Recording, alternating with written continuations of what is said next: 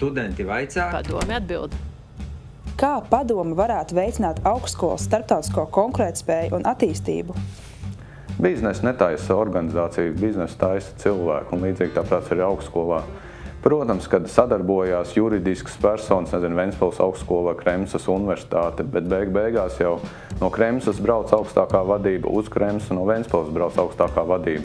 Tāpēc tās padomas loma ir veidot šīs attiecības, tīri cilvēciskās attiecības, lai viņas pēc tam pāraugtu arī starptautiskās gan zinātņu universitāšu, gan zinātnes institūtu, gan vienkārši augstākās izglītības iestāžu sadarbībā ar Ventspils augstskolu.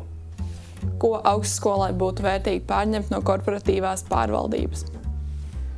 Ļoti labs jautājums, neapšaubāmi.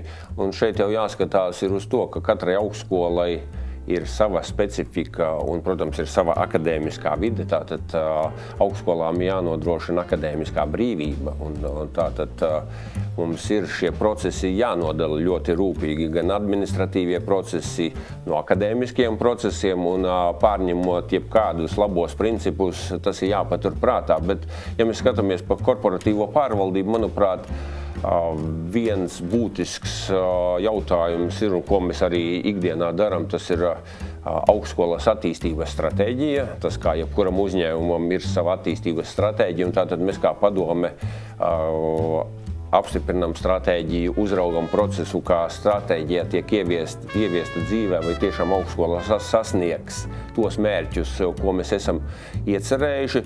Otrs, protams, ir, manuprāt, pārņemamais princips saistīts ar risku vadību kā tādu. Ir jāizvērtē, jāizanalizē un jāpiedāvā ceļi, kā pārvarēt iespējamās riska situācijas.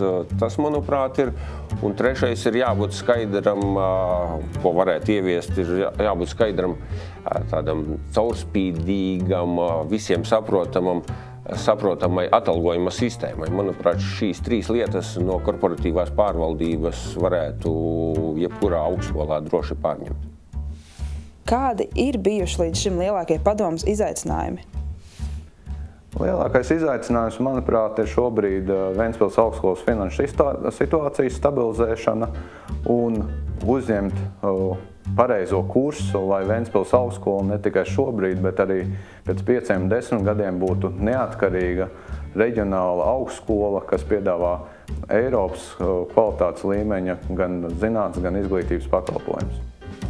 Kā students var iesaistīties augstskolu stratēģijas izstrādē un ieviešanā?